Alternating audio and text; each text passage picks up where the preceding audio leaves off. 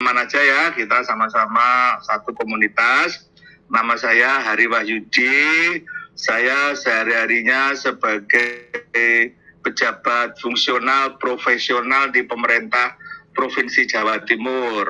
Saya PNS, gitu ya, pegawai negeri sipil sebagai pejabat fungsional kewidyaswaraan yang memiliki tugas di bidang pelatihan mulai dari CPNS sampai pejabat eselon jabatan tinggi atau eselon 2. Jadi semua pejabat yang hendak naik pangkat, hendak naik jabatan harus melalui pelatihan. Nah, salah satu pengajarnya saya. Kira-kira begitu ya sekilas tentang background saya. Usia saya 53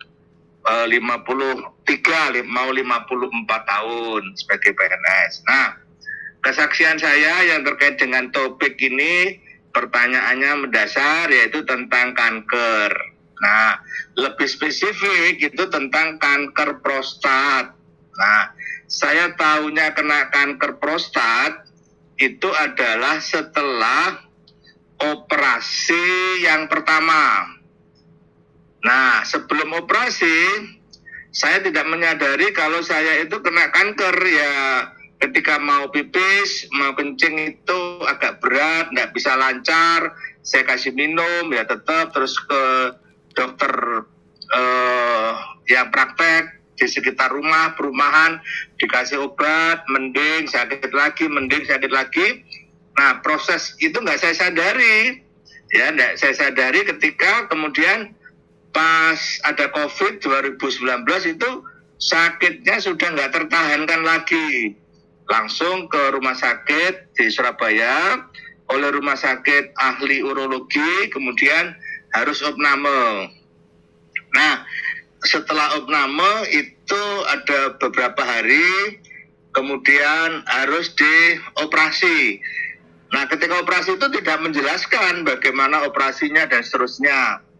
Ternyata untuk prostat itu operasinya ada dua macam. Yang satu kankernya itu dikerok, ya, dikerok itu dikerok sehingga akarnya itu masih di situ karena yang dikerok kan yang di permukaan yang muncul. Itu namanya biopsis kalau nggak salah ya, dikerok. Kemudian yang kedua itu dipotong, artinya dipotong ya tepat pada di mana kanker tadi tumbuh dan itu satu penyelesaian. Nah, tapi kalau dipotong maka konsekuensinya harus menyambung lagi. Nah, ketika menyambung lagi itu ya tentu tidak sebaik aslinya. Kayak misalnya contohnya itu kalau ban kita gembos ya, bocor kena paku. Nah, kalau bocor paku, kalau model biosis ya ditambah. Tapi kalau model potong ya yang lubang tadi dipotong kemudian disambung lagi ya, itu modelnya. Nah, kita pakai yang dikerok. Nah, oke.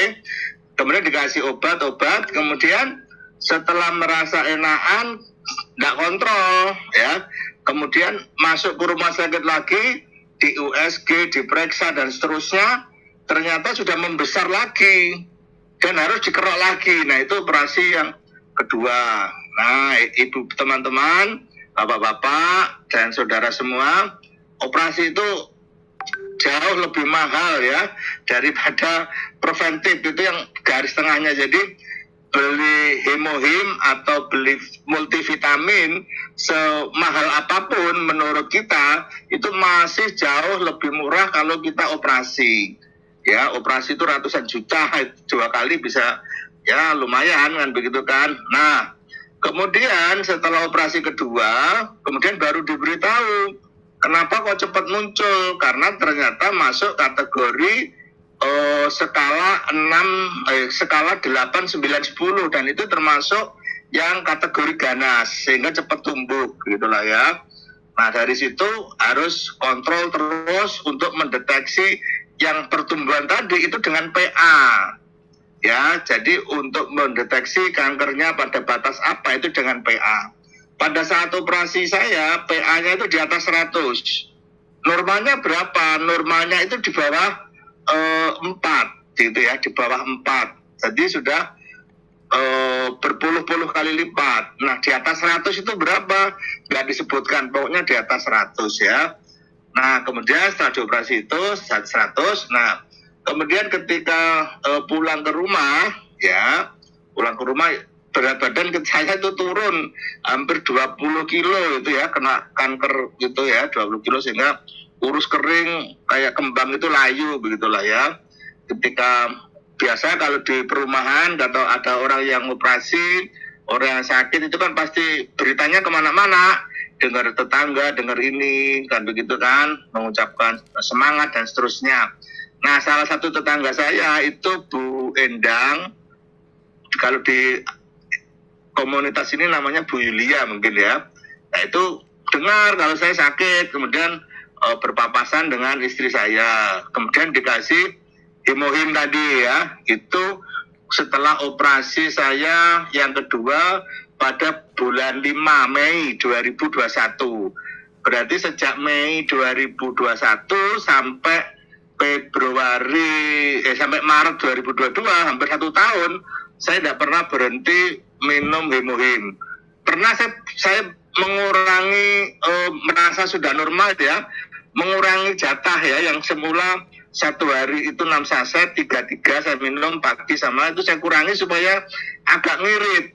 Nah, itu ternyata itu PSA-nya naik.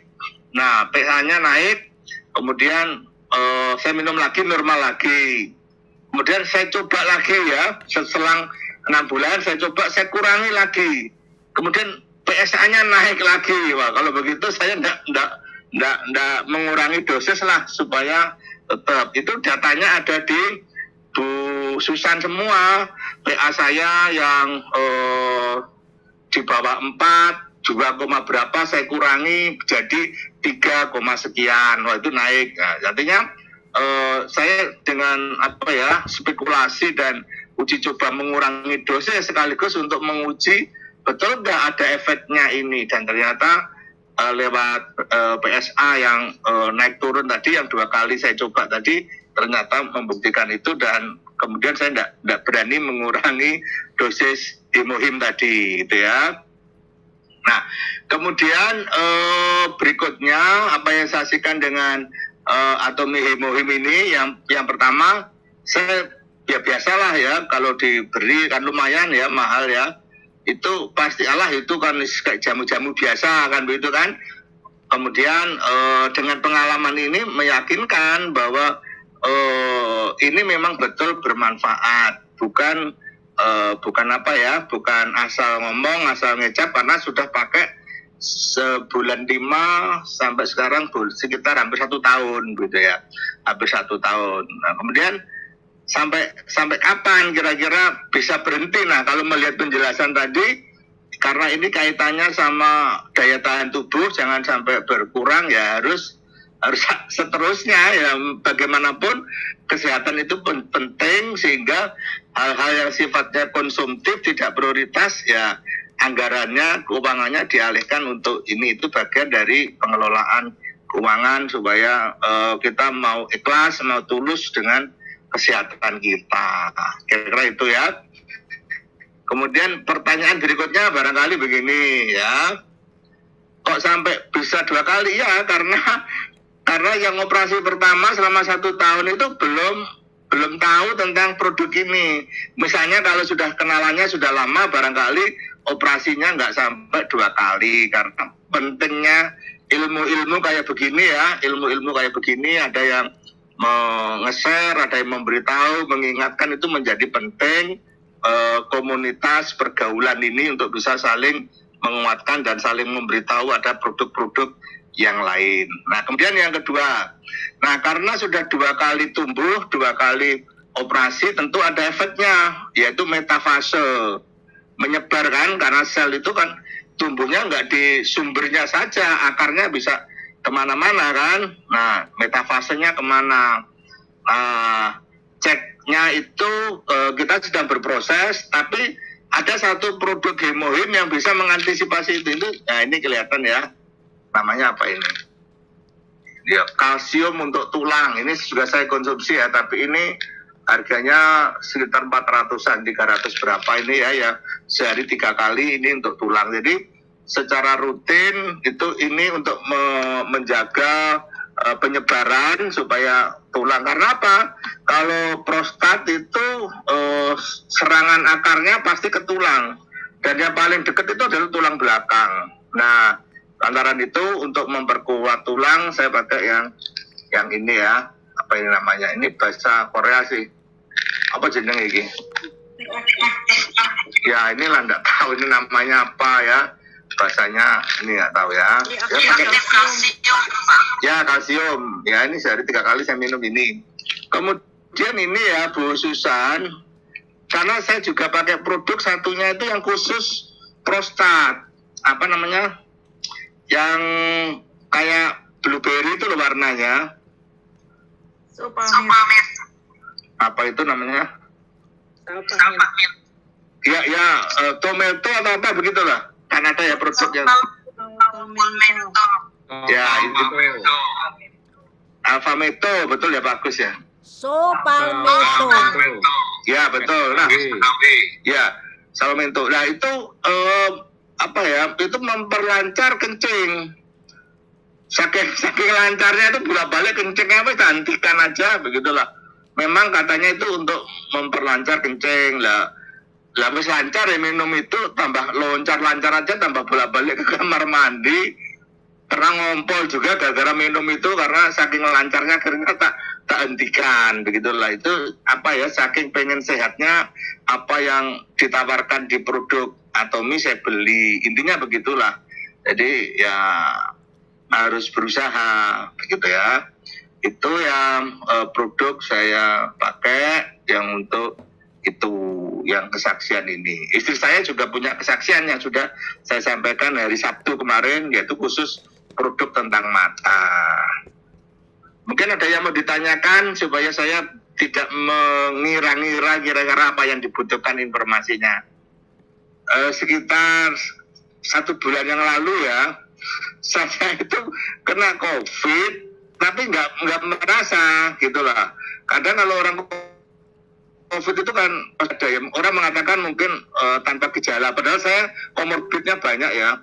Ada hipertensi, ada kolesterol, ada gula, tapi semua terkendali, terkontrol. Nah, yang COVID itu lucu. Jadi saya itu ke rumah sakit mau konsultasi ke dokter. Nah, syaratnya itu harus bawa antigen yang negatif. Oke. Kemudian sorenya saya ke rumah sakit untuk tes antigen. Kemudian saya share ke dokternya. Memang saya tidak membaca karena saya tidak merasa sakit. Jadi hasil antigen tadi saya share ke dokter.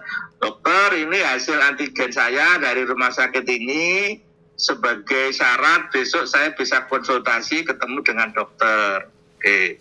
Saya tidak baca karena saya tidak merasa sakit. Nah, ternyata dokternya itu membalas. Ya, setelah baca itu, loh, Pak Hari positif gitu loh.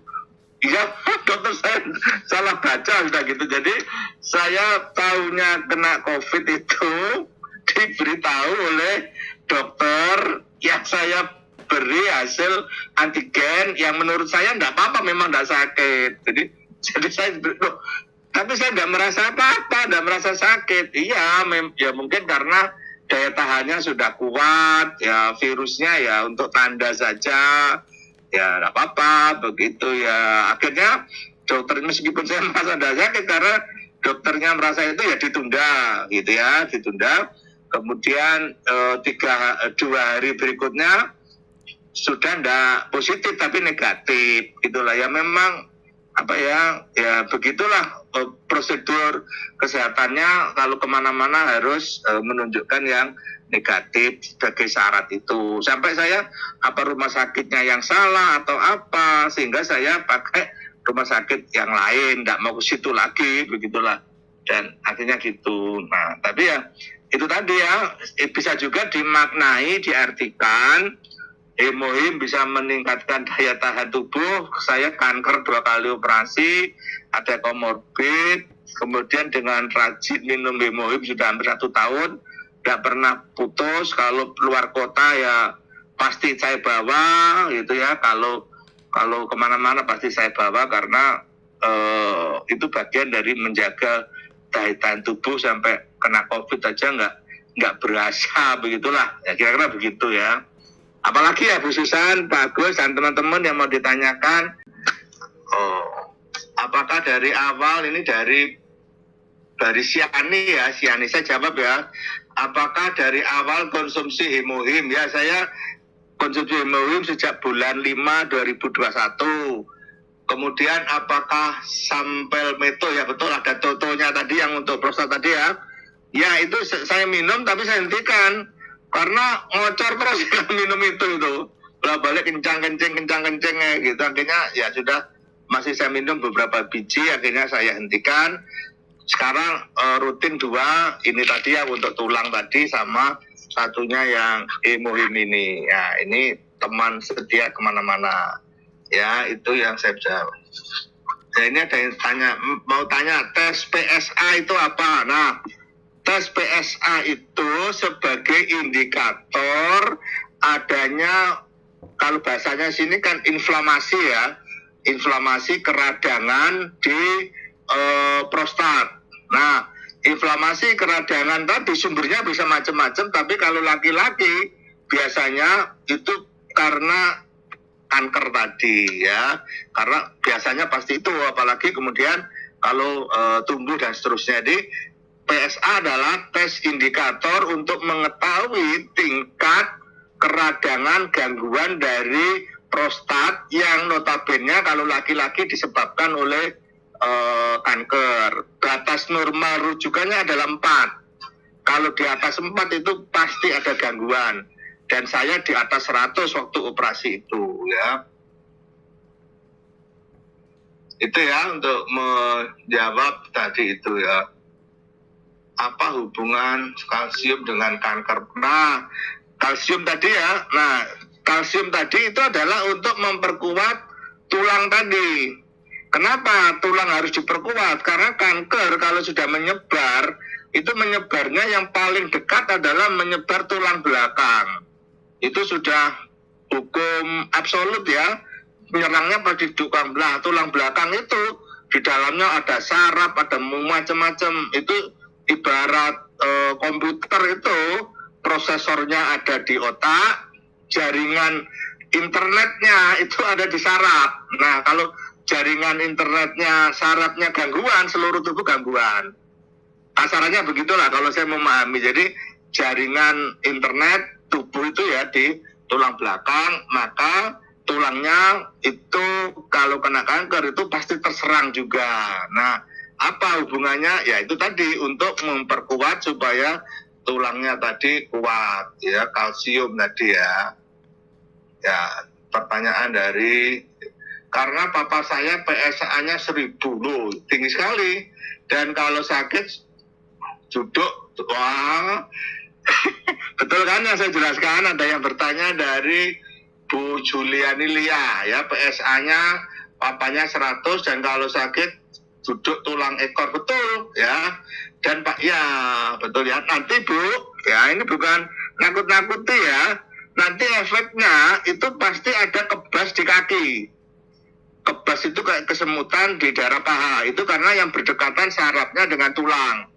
Tolong ditanyakan ke papanya ya, karena itu sudah kayak jaringan gitulah ya, kayak saraf itu kalau kena ini, kalau nggak ditangani kena ini gitu ya, akan merembet kemana-mana. Oh itu ya dijawab ya, betul itu ya. Itu makanya sumbernya harus dicari. Menurunkannya adalah PSA-nya yang tadi. Setelah PSA-nya normal, baru nangani tulangnya, nangani sarafnya, karena sudah kejadian. Nah, bagi yang belum kejadian, beruntunglah bisa preventif. Gitu ya, Bu Yuliani. Mau tanya, Bapak kena kanker prostat? Ya, yang saya ceritakan kan sejak tadi kanker prostat, ini baru tanya, siapa ini? Kain ya, gitu ya. Kain Mbak atau Mas ya. Silakan kalau mau bertanya di chat ya, saya senang untuk sharing ya, karena ini saya bercerita pengalaman saja sehingga bercerita tentang apa ya saya alami ya. Jadi apa ya, untuk mengetahui tingkat keganasan kanker ya, itu memang harus di PA. Di PA itu adalah harus dioperasi, kemudian serpian dari operasi tadi dibawa ke lab. Nah, untuk mengetahui tingkat tadi itu, nah tingkat saya itu 8, 9, 10. Ratingnya, intervalnya yang paling tinggi dan itu ganas. Ya, untuk mengetahui tingkat keganasan tadi. Bapak tidak melalui radiasi tetapi kuat kankernya. Nah, betul. Memang yang saya pilih bukan dokter onkologi atau kanker. Yang saya pilih adalah spesialis urologi karena pendekatannya pasti berbeda. Kalau dokter onkologi itu arahnya pasti radiasi atau penyinaran ya, mematikan, membakar. Tetapi kalau urologi itu kepada pengendalian hormon seperti yang diceritakan. Jadi penerapan dokter, penanganannya itu menentukan langkah apa yang dilakukan. Nah, memang saya menghindari yang radiasi, yang kemo tadi, tapi lebih kepada mengendalikan, mengelola agar hormon itu terkendali. Caranya apa? Satu tadi ya, meningkatkan imun supaya sel kanker tadi apa ya, kalau istilahnya perang tadi ya, itu tidak menang ya. Yang kedua itu mematikan supaya sel tadi nggak dapat makanan. Seperti yang disampaikan tadi persis dokter saya mengatakan itu. Bahkan di rumah sakit itu ada pantangan, dilarang makan ini, makan ini, makan ini, karena itu merupakan sumber energi makanan dari kanker.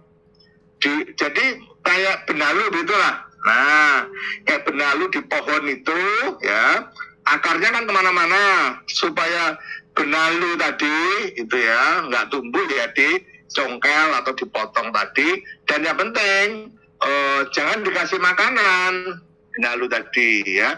Apa yang nggak boleh, daging, kaleng seperti yang disampaikan oleh Bu Susan tadi. Jadi mengendalikan hormon. Nah, berapa lama kira-kira taksirannya kalau pengendalian hormon tanpa kemo radiasi itu sekitar 2 tahun.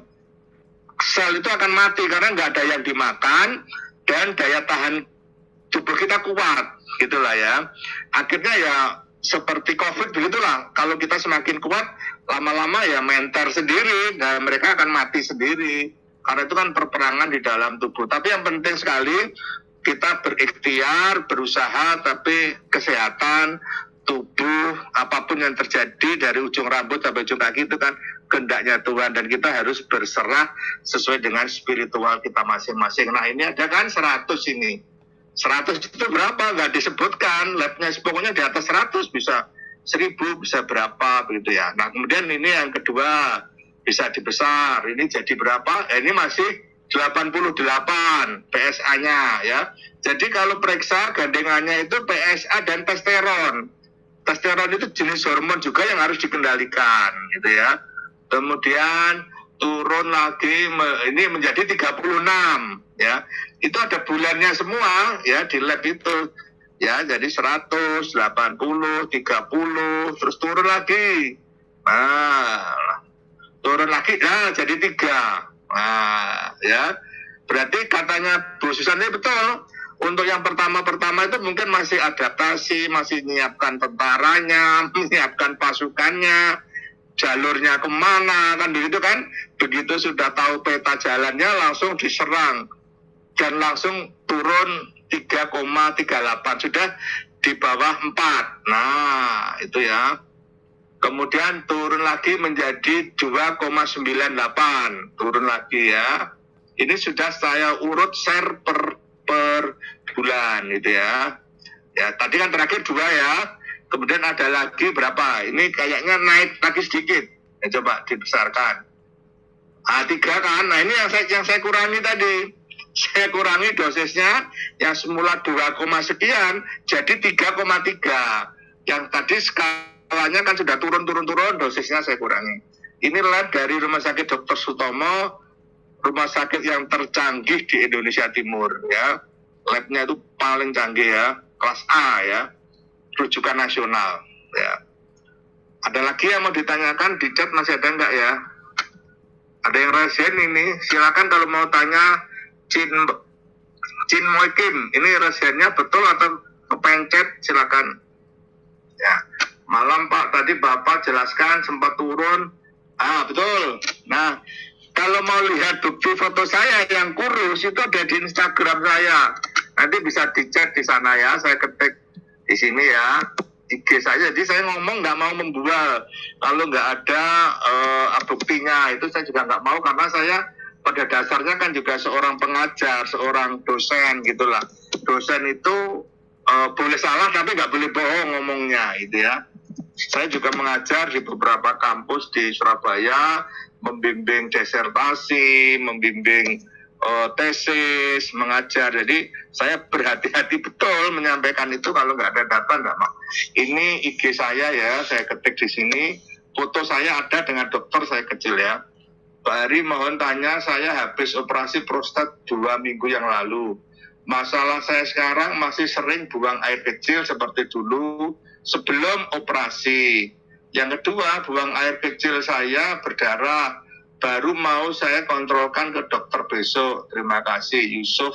Nah, saya sharing saja ya penanganannya. Waktu itu ketika saya dioperasi, saya masuk ke ruang ICU ya. Itu digelontor sampai darahnya itu habis.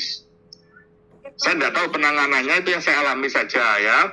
Jadi begitu dikerok itu kan bekas darahnya kan banyak yang keluar. Bahkan saya diinfus dengan darah juga.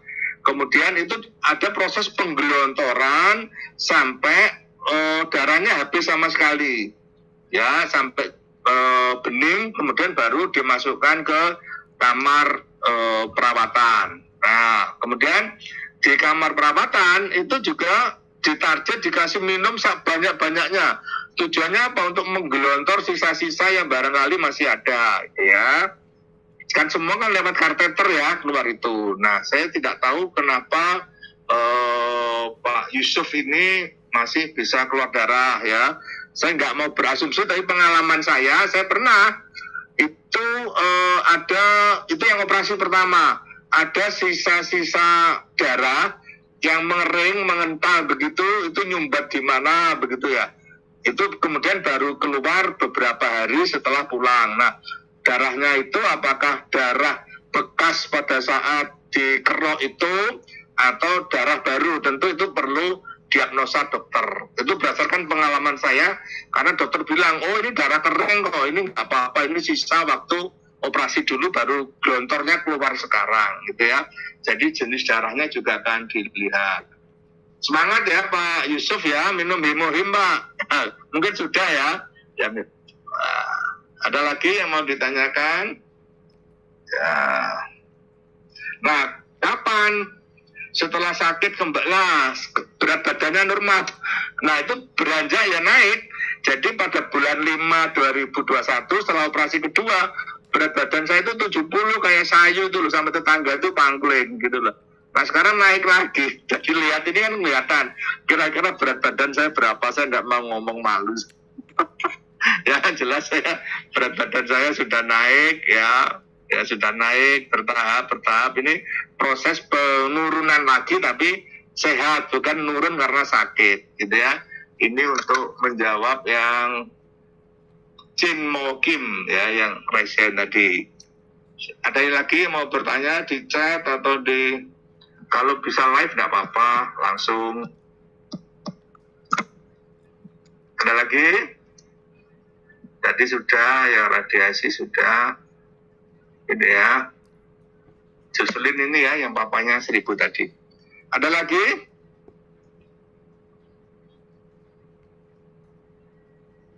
Cukup? Cukup Bu Susan?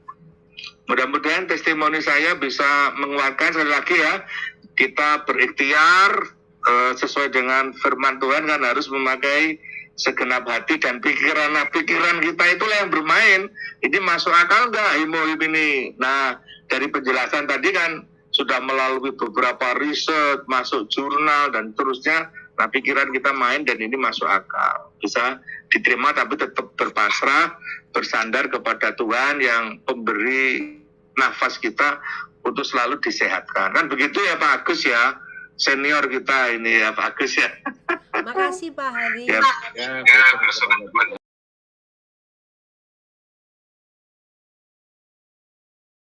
Anda pasti penasaran dengan cerita di balik hemohim, bukan? Akan kami beritahukan secara rinci mulai sekarang. Tempat Atomi terlahirkan adalah Korea Atomic Energy Research Institute, memakan biaya penelitian sekitar 50 miliar rupiah.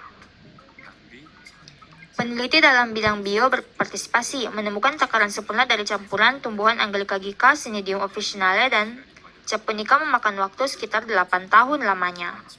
Pada tahun 2006, mendapat pengakuan secara individual sebagai bahan fungsional kesehatan yang dapat membantu meningkatkan sistem kekebalan tubuh. Akhirnya, setelah melalui penelitian dalam jangka waktu yang panjang, hemohim hadir dengan rasa yang dapat dikonsumsi oleh semua orang. Pada awalnya, sulit bagi hemohim untuk tersedia bagi semua orang.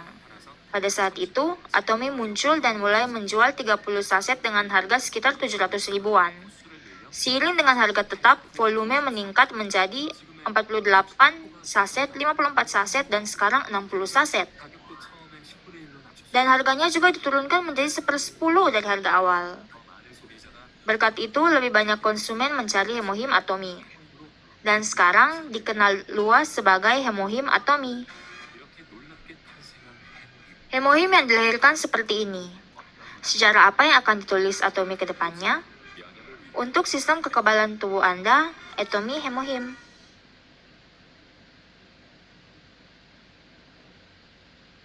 정말 복잡하고 Yang terhubung dalam sebuah sistem yang terbilang rumit, sistem kekebalan tubuh manusia. Kali ini akan saya perkenalkan bahan baku fungsionalitas Atomi hemohim campuran ekstraksi tanaman, salah satunya Angelica gica.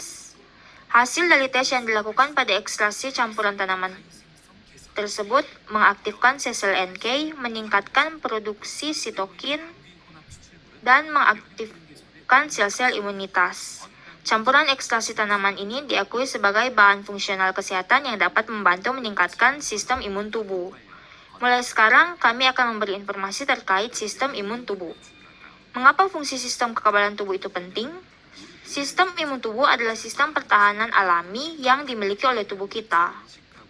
Mengenali sesuatu yang bahaya dan menghancurkannya adalah peran pekerjaan dari sistem imun tubuh.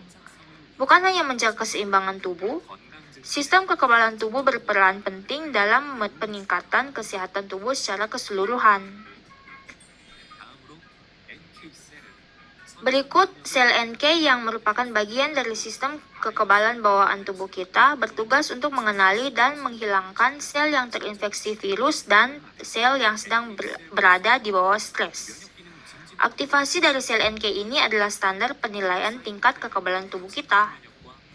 Sitokin adalah protein yang dilepaskan dari sel kekebalan tubuh untuk membantu mengatur respon imunitas, berperan dalam mengatur berbagai fungsi sistem imun kita.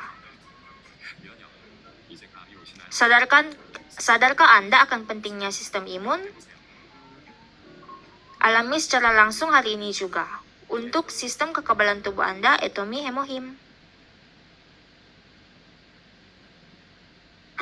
안녕. Halo, saya hari ini akan melalui angka akan melakukan fact check terhadap Atomi hemohim. Mengapa fact check? Karena produk yang pada dasarnya bagus hanya butuh fakta. Oleh karena itu, mari kita temui angka-angka Atomi hemohim. 한국 원자력 연구원 Dimulai dengan penelitian selama 8 tahun di Kerry, Korea, dengan dana penelitian sekitar 50 miliar rupiah. Untuk permulaan dari sistem imun, jumlah ini harus ya. Hasil dari penelitian ini Korea, Amerika, Jepang, dan 4 negara Eropa dari seluruh dunia, Hemohim mendapatkan total 21 paten. Di Korea ini diakui sebagai bahan fungsional kesehatan nomor 1 yang dapat membantu meningkatkan sistem kekebalan tubuh. Amerika, Singapura, Australia, Meksiko, Rusia, total 17 negara telah merasakan efek hebat dari Hemohim ini. Mereka mengenal sesuatu yang bagus. Nomor 1 dalam penjualan selama 7 tahun terakhir. Setiap tahunnya 220 juta saset, 7 saset per detik. Dalam 1 jam 419 box terjual. Ini adalah Hemohim. Kekuatan sistem imun melalui angka. Alami secara langsung sekarang untuk sistem kekebalan tubuh Anda, Atomi Hemohim.